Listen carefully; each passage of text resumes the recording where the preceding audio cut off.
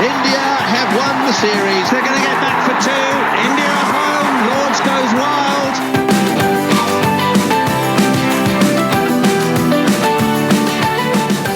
Hello and welcome to the latest edition of the 81 All Out podcast. I'm Siddhartha Vaidyanathan at Sidvi on Twitter. And today I'm joined by two guests. The first one, a regular, the cricket coach, Subhash Jayaraman. Hi, Subhash. Hey, Sid, how you doing?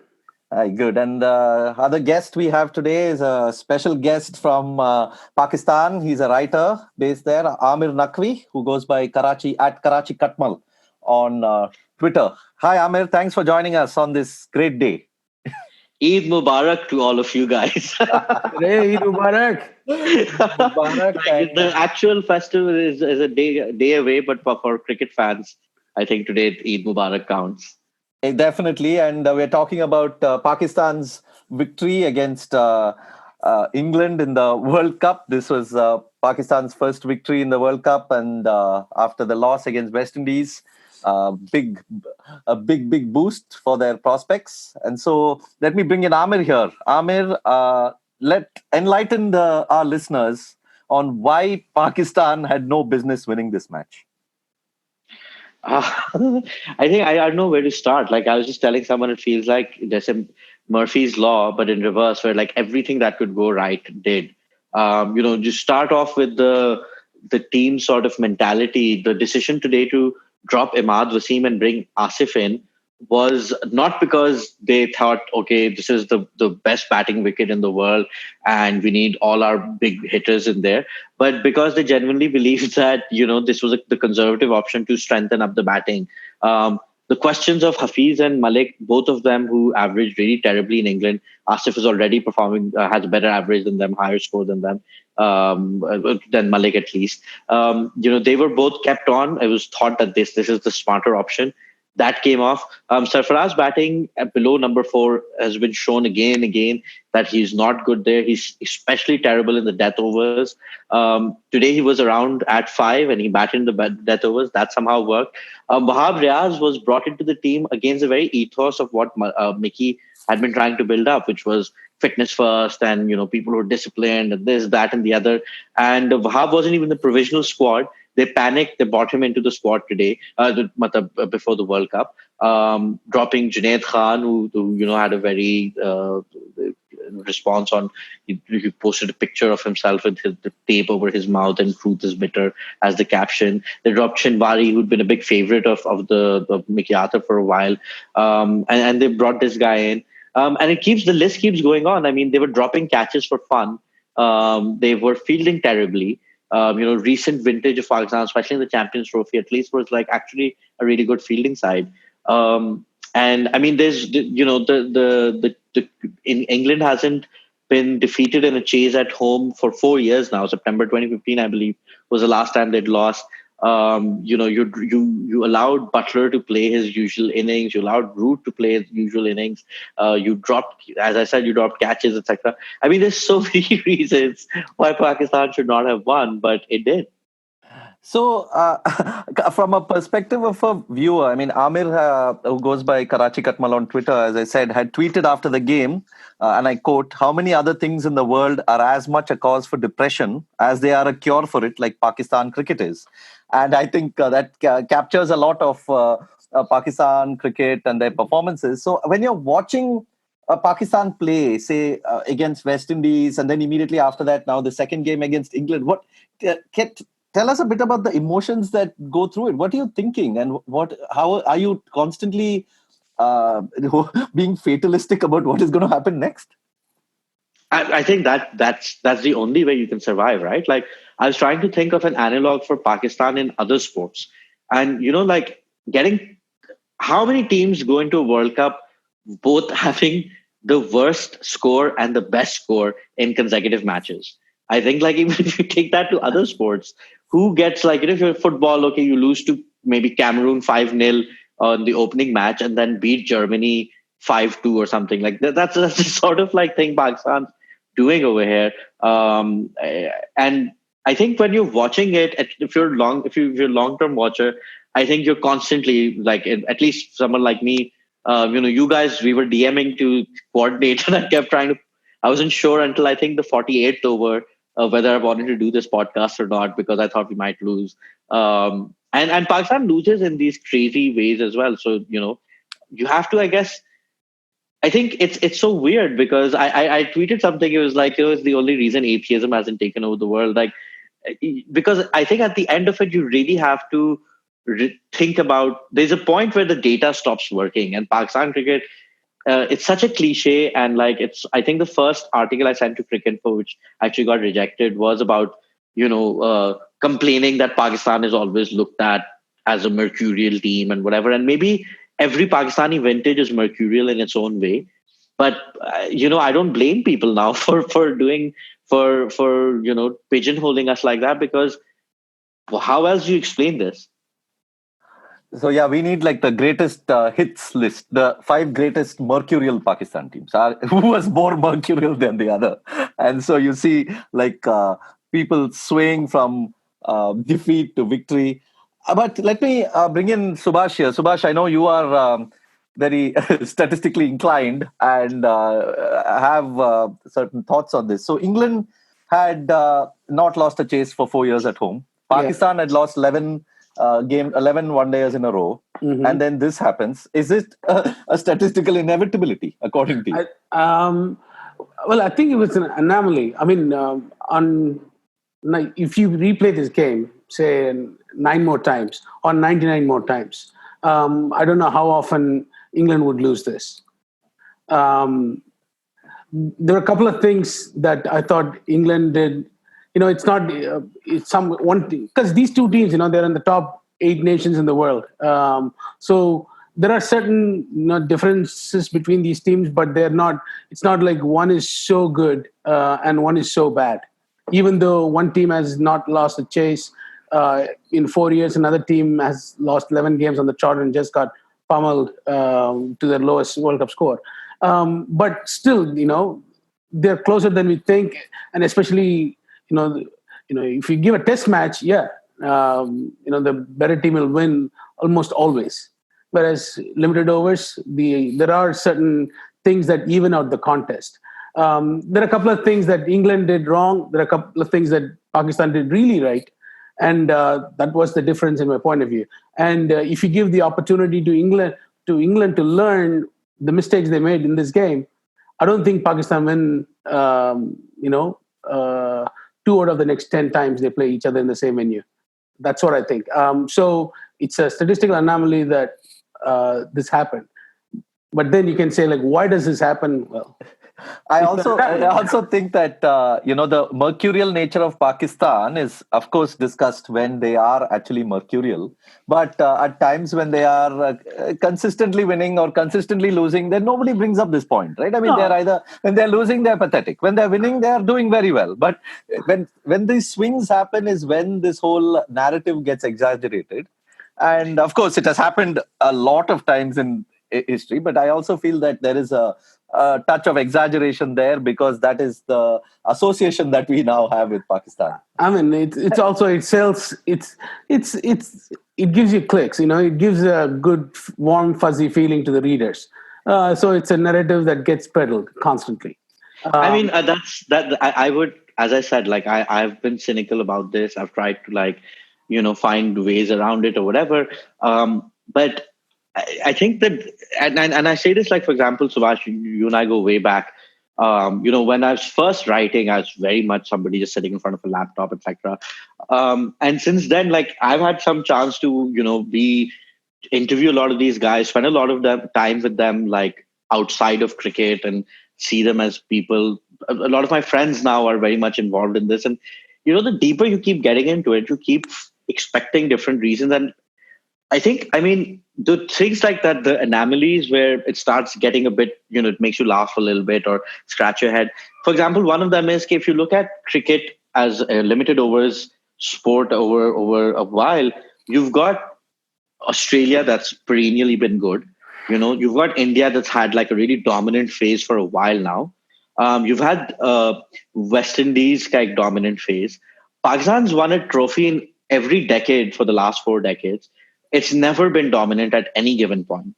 Maybe you can say that in the mid 90s for a little while it was dominant, but beyond, and that didn't win anything. It had like terrible trophy finishes. Mm-hmm. And other than that, like it really, there's no, a side that, like, for example, Sri Lanka and West Indies, I feel are our spiritual brothers. But um, the Sri Lankan, when they made consecutive finals and then finally won one, that was actually again like a golden era for the side. They were playing consistently good cricket. Pakistan, even when it's won, other than maybe in T20s for that brief era, and then yeah, like the two one-day trophies didn't really come with any great spell of domination either. And again, like I think there's still rational ways of explaining this, and I'll come back to them later. But I just wanted to throw that into there that it is an anomaly, but it's an anomaly on top of an anomaly. I feel like it's really, we're going into some really bizarre reaches of probability. I mean, as somebody that is, trained to think scientifically, I cannot concede to like, oh, there is some divine thing happening or something completely random happening. I mean, these are people trying to execute certain things, and there is some amount of randomness obviously involved. So in some days, when Fakhar Zaman top edges goes to hand and he's out for 5, and Jason Roy doesn't drop the catch and Hafiz is out on 14, so on and so forth. These things happen. That's part of the game. But I don't think there's some major cosmic design for this, happenings. It just happens. And, to give Pakistan credit, they got ambushed by West Indies. They did not expect the short ball barrage from Dre Russ to come that hostile. They got ambushed and they could never. And once you lose 2 or 3 wickets quickly, guys sitting in the dressing room are not ready to pad up. Now they're in a rush. So they're out of their comfort zone already. And, I think I read a piece a while ago when, about the anatomy of a collapse. What happens and what the thinking process happens and how everything seems rushed and, they don't process information as they normally would. And then things get out of hand. And before you know, you're bowled out. I think Sky Sports, they showed about how Pakistan went back into the nets and they focused immensely on playing short ball really well because they were out to expect that from Jafar Archer, who has pace and really good short ball, and Mark Wood too. And they worked on it and they were anticipating it. And the opening batsmen were like waiting on the back foot for short balls early on. And when the short balls came, they had answered to it most of the time. Scored at a quick pace, and England overdid it. England just overdid it. I was looking at CricViz, and they did 88 short deliveries. That's nearly 30% of all the deliveries were short. Once you knew that the guys were expecting short ball is no longer a weapon, and they kept doing it. So England fell into that trap. And sure, they may have picked Shoaib Malik and Hafiz as the part-time bowler and strengthened the batting with Asif. As it happens, even though this was the same pitch where 481 was scored, it did not have the same amount of pace right off the track. There was tackiness to the wicket which you can see a lot of the wickets that came by trying to square cut balls, and Butler and Root. Both of them got out that way. And slower bouncers got also wickets in this match.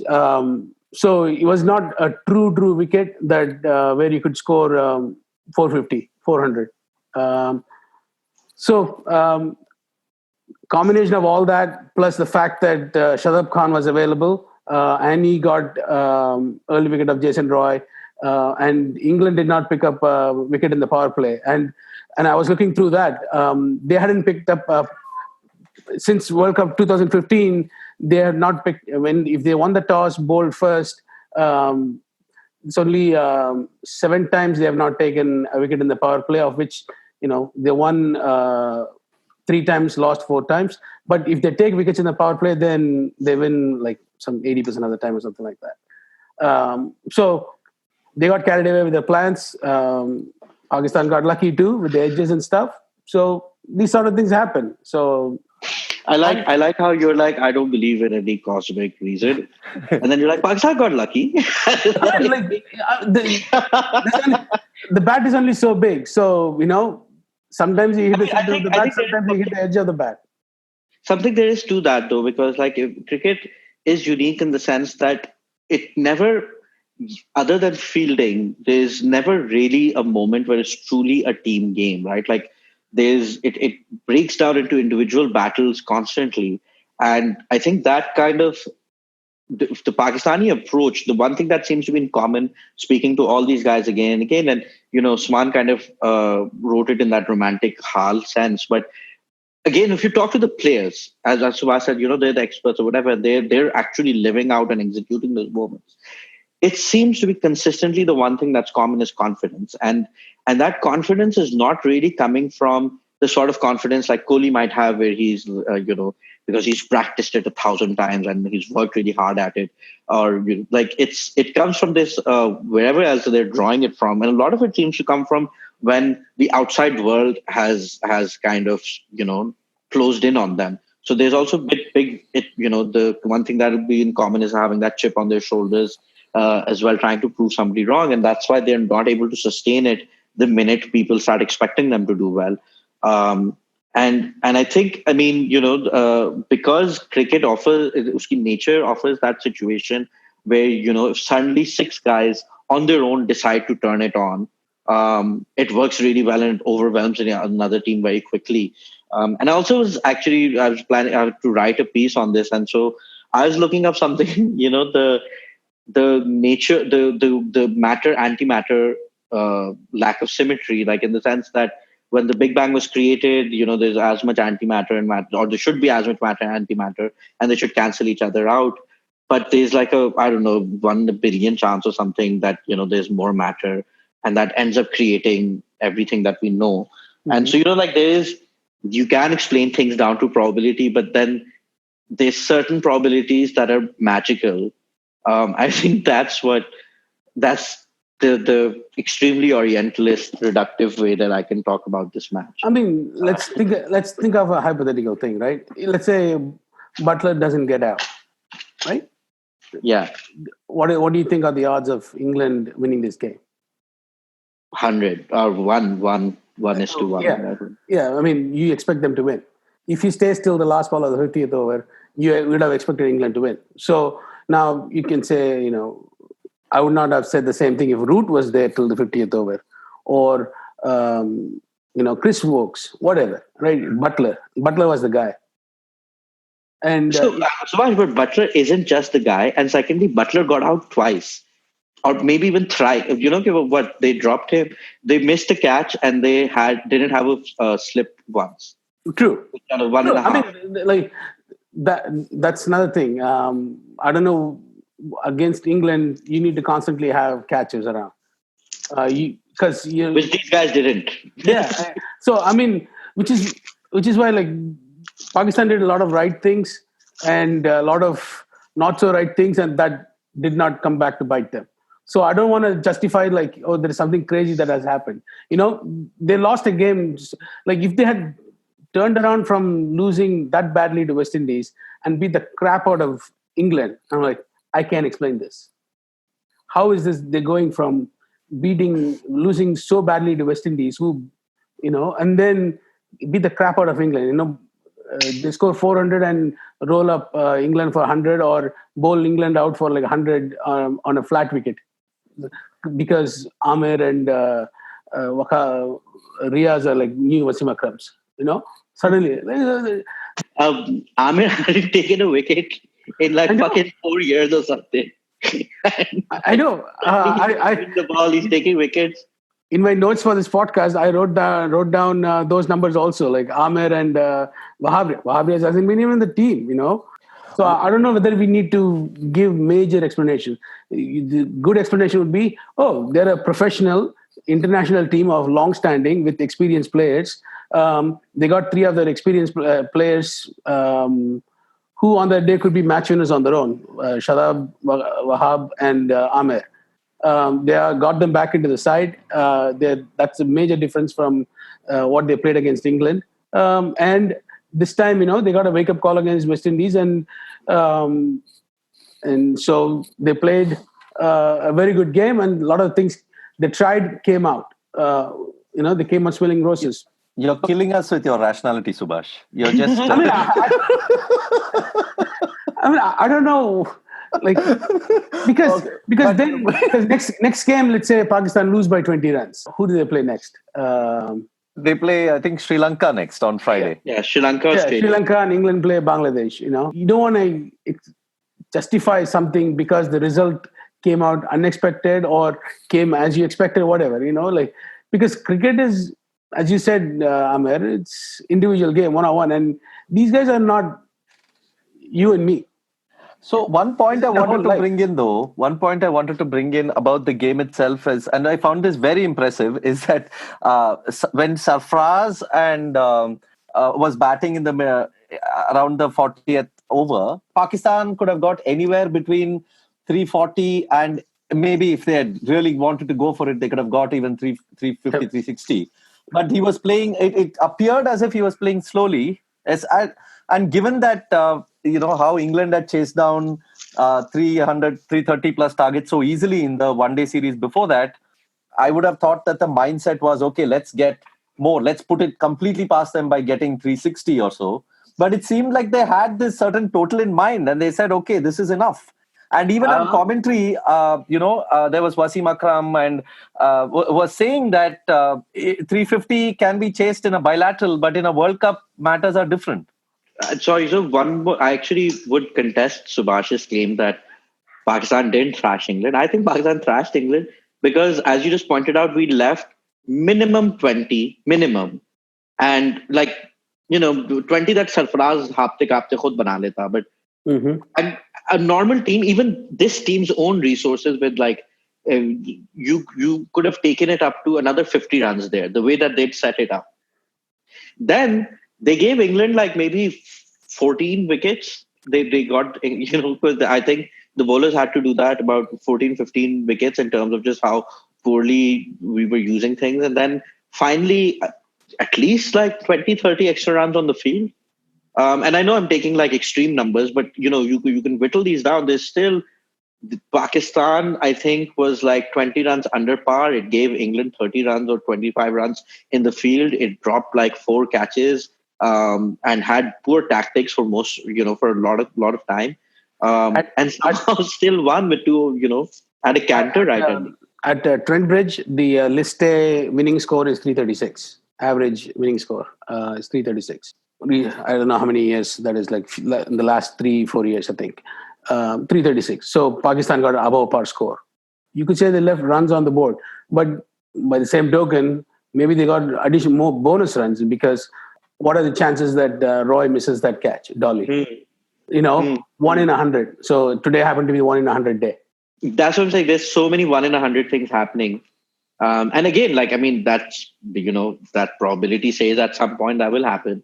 I guess it makes up for all the other times where Pakistan just lose out of nowhere. So they take probability. That game where they were chasing 374 or 375 against England in the bilateral series. And they lost by 12 runs, right? In the end? They should have, they had no business losing that game. They lost. Yeah. It happens. England, given all the form, playing at home at Nottingham, you could make the argument that they had no right losing the game, but they lost. Happens. That fits our narrative of saying Pakistan's losing streak and England's dominance, that we have to position this to be as extreme. I'm no, that happened. And so that does not make Pakistan a terrible team. They came within 12 runs of 374, playing away from home. Come on. They're not a bad team. In fact, they're a really good team. So a really good team had a few breaks go their way and then pulled off against the number 1 ranked team at their home. Bringing back to what Sidvi was saying earlier, as a fan, you're so used to us going against conventional, what conventional wisdom would suggest, and not by purpose or plan. So even when you're losing, afterwards you can say, yeah, the team had all these weaknesses, etc. And cricket, because with something like weather and pitch and ball and this and that changes so much, and maybe Pakistan ends up relying on these, these jugards or whatever so much that it also gets fucked over by them so much. So one thing I wanted to talk about in terms of the Pakistani bowling, I thought was extremely impressed with the 10 overs that Shoaib Malik and Hafiz put together. I mean, those were the non-regular bowlers, so to speak. I mean, of course, both have bowled many overs in the past, but in this lineup, to bowl 10 overs, get 2 wickets for 53 in a chase of 330 plus, 340 plus, is a big deal, right? I want to say one thing, maybe, Mickey Arthur and Sarfraz read the pitch really, really well. That they're like, what, on this wicket, we can have. Sorry, but they actually had made these plans. At least the journalists in England had been talking about this for 2 days now. I mean, now that you have only 15 members in the squad, the options are limited too. I agree. And the fact that Hafiz and Shoaib Malik can bat, even at their age, really well. And they can score at a very fast clip, both of them. So it kind of makes the decision obvious. But, without really asking them, saying like, hey, what was your reading of the pitch before the game? And did that play any role? You have to give them the benefit of the doubt because that's their job to go read the pitch and take the best decision possible. So it's possible that that's one of the reasons they were confident, even though you're a fanboy of Imad. He was,